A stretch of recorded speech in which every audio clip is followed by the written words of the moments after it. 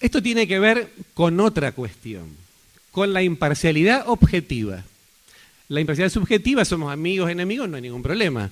En penal, hace muchos años, incluso ya Mayer, antes de que estuvieran todos los fallos que vamos a citar, hablaba de una parcialidad de tipo objetivo.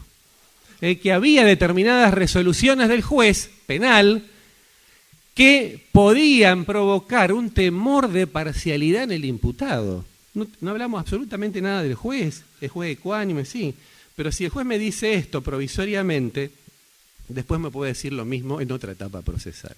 El juez correccional, que procesaba y después hacía el juicio él y condenaba. Caso Llerena de la Corte. ¿Qué dijeron? No puede ser. El mismo juez se contamina, busca las pruebas y después ¿qué?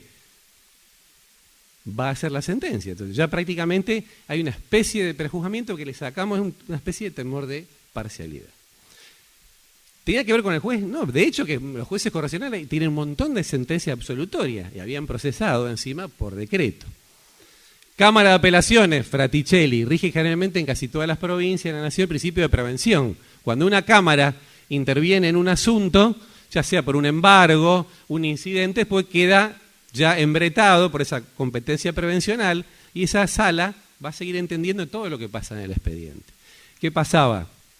Procesamiento confirmado por la Cámara, entonces iba a juicio, sentencia de condena y la Cámara, esa misma sala, confirmaba o no confirmaba esa condena. ¿Qué le decía? Usted no es parcial.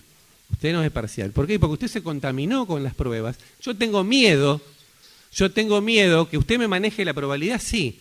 Acá tiene que buscar la certeza positiva, sí. Pero tengo miedo que usted, de alguna manera, ya haya en su corazoncito, ya haya decidido condenarme desde mucho antes. Entonces, la misma sala que entiende en prisiones preventivas, en procesamientos, no puede entender en la revisión de una condena. Y esto está en las reglas de Mallorca de las Naciones Unidas. Es inconstitucional. ¿Qué pasa en civil? ¿Qué pasa en civil? Los jueces cuando anticipan la sentencia, Camacho Acosta, Pardo, condenan anticipadamente a la empresa a dar el dinero para el brazo, para el tratamiento, desalojan al intruso luego contestada la demanda. Están anticipando la pena. ¿Hay prejuzgamiento? ¿Hay un temor de parcialidad en el demandado? ¿Qué pasa en civil? ¿Qué dice la Corte? Y lo dijo en Camacho Acosta. No hay ningún tipo de prejuzgamiento cuando los jueces civiles anticipan la pena. La Corte dice porque manejan la verosimilitud, después manejan la certeza. Para mí manejan la certeza suficiente. Pero así estamos. A mí me parece que sería bueno, porque la misma Corte dice en penal una cosa y en civil otra. Que tendría que decir una cosa. Me gustaba cómo era en Italia hace unos cuantos años, que estaba el juez de instrucción civil, y creo que en Francia, que analiza toda la anticipación, él. Y después lo manda a juicio y lo ve otro juicio. O un tribunal oral, civil, pero ¿para qué? Para evitar este tipo de sospecha de parcialidad. La doble instancia, qué buen tema. ¿La doble instancia es constitucional en penal? ¿Hay algún penalista? ¿La doble instancia es constitucional en penal? Sí, ¿por qué? Por el pacto de San José de Costa Rica que dice el derecho al inculpado a tener la revisión de su fallo. Pregunta, ¿la doble instancia en civil es constitucional? No. Bueno, esto está muy buena la respuesta, porque es así, en el actual estado de cosas es así. Yo recordaba un viejo trabajo de Isidoro Eisner, que los más jóvenes no van a tener idea de quién era Isidoro Eisner, gran procesalista con una precisión terrible. Un trabajo sobre los principios procesales analizaba esto de la doble instancia. Y él sostenía que no era constitucional. Y dice, vamos a analizar, ¿qué justifica la doble instancia? ¿Cuál es el tema? ¿Cuál es la primera justificación de la doble instancia? ¿Qué puede pasar con el juez de primera instancia? ¿Por qué hay una segunda? Por el error. Entonces dice Eisner, perfecto. ¿Y la segunda instancia no se puede equivocar? ¿Quién me garantiza a mí que no se va a equivocar la segunda instancia? Después analizaba, Bueno, ¿quiénes integran la primera instancia? Y un juez, un pobre tipo que está ahí en la trinchera. ¿Y quién integran las cámaras? Son 3. ¿Y qué dicen? 3 no se pueden equivocar, uno sí. También una falacia. Es una falacia. Y después, ¿quién va a la cámara? ¿Y qué decían? Y a la cámara supuestamente eran los que más saben.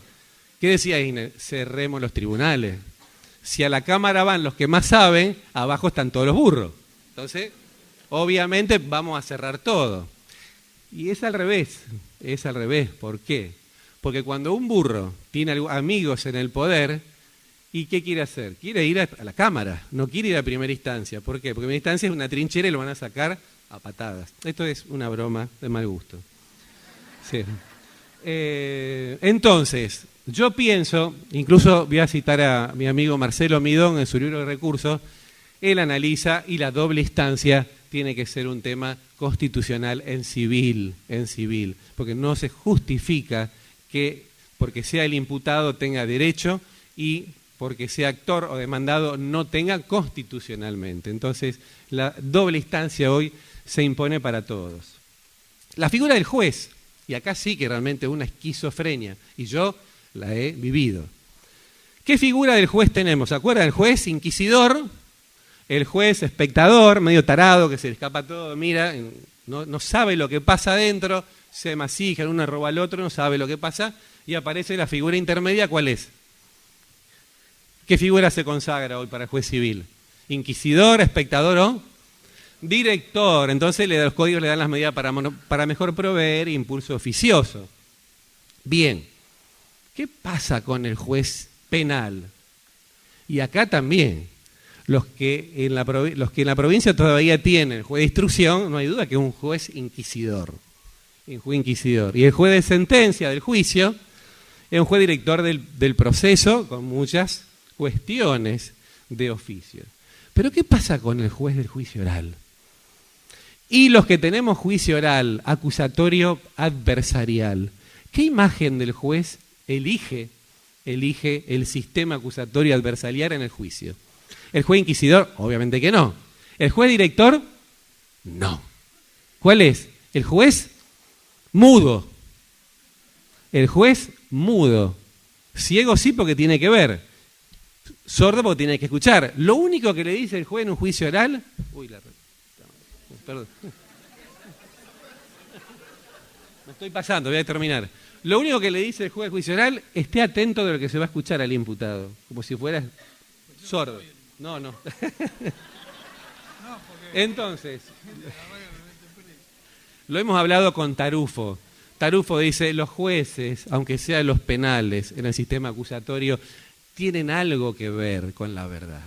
Y es terrorífico ser juez en un juicio oral, viendo como, sobre todo cuando se está preparando, que el fiscal no tiene la más perra idea de qué preguntarle, cuando el defensor también tendría que decir al imputado, mire, gracias, no me defienda más, sigo solo, y nosotros así. ¿Y qué hacemos? Lo pateo a mi colega, siempre y cuando no me vea nadie, porque si me ven, ya está, prejuzgamiento, tema parcial, anulamos todo el juicio oral. Es decir, esas son las cuestiones que son totalmente esquizofrénicas. El juez puede decir algo, como pasa en el juicio oral común, como en la Nación, en casi todas las provincias, y una pregunta podés hacer. No quiere decir, si le preguntás al imputado que lo vas a hundir, y si le preguntás a la víctima que va a ensalzar al fiscal. Bueno, terminamos con algunas cuestiones de cordura procesal, o sea, prudencia, discernimiento, sensatez. Hay intercambio. La verdad consensual que siempre rigió en el proceso civil, hoy rige en el proceso penal, acusatorio, con los acuerdos, con los juicios abreviados, con la probation. Teorías del máximo rendimiento de la casación penal en Casal, hoy a través de Morelo, de Jorge Peirano, se explotan en el proceso civil. Pero acá en la casación viene otra cosa esquizofrénica. La Corte dice, en penal la casación no puede contentarse con un juicio de derecho. Usted, si conoce los hechos, entre y investigue. ¿Qué pasa con el juicio oral civil? En Santa Fe tenemos juicio oral civil. Cuestiones de hecho irrevisables, salvo arbitrariedad. No tenemos casación civil, pero tenemos una apelación extraordinaria. No se pueden revisar las cuestiones de hecho como siempre fue. En penal se cambió, ahora revisa la casación cuestiones de hecho. civil no. ¿Se justifica? Yo no lo encuentro. Por eso en Santa Fe, en el proceso nuevo penal, no hay cámara de casación. ¿Qué hay? Cámara de apelación. La cámara de apelación revisa todo, hechos y derechos, como confirmaciones. Se filma todo de punta a punta. Y para terminar, principio de oportunidad que tenemos en el proceso penal, que el fiscal diga, che, esto es de bagatela, esto es pena natural, no lo voy a perseguir, y que Jorge también lo trae al proceso civil. Jorge trae la flagrancia que me prohibió que no le copie la idea, así que no se la voy a copiar, y la prueba científica, que obviamente nace en el proceso penal, con el tema de la sangre, con el tema de todas las investigaciones, y hoy hizo pie en el proceso civil. Hay signos de corduras. Y la última cuestión de cordura es el control de la convencionalidad. Siempre se usó el control de la convencionalidad, derechos humanos, San José de Costa Rica, Corte Interamericana, proceso penal. Hoy vemos en los últimos años cómo ese control de la convencionalidad obviamente se aplica también al derecho civil. Bueno, muchísimas gracias, me pasé creo que 2 minutos. Creo.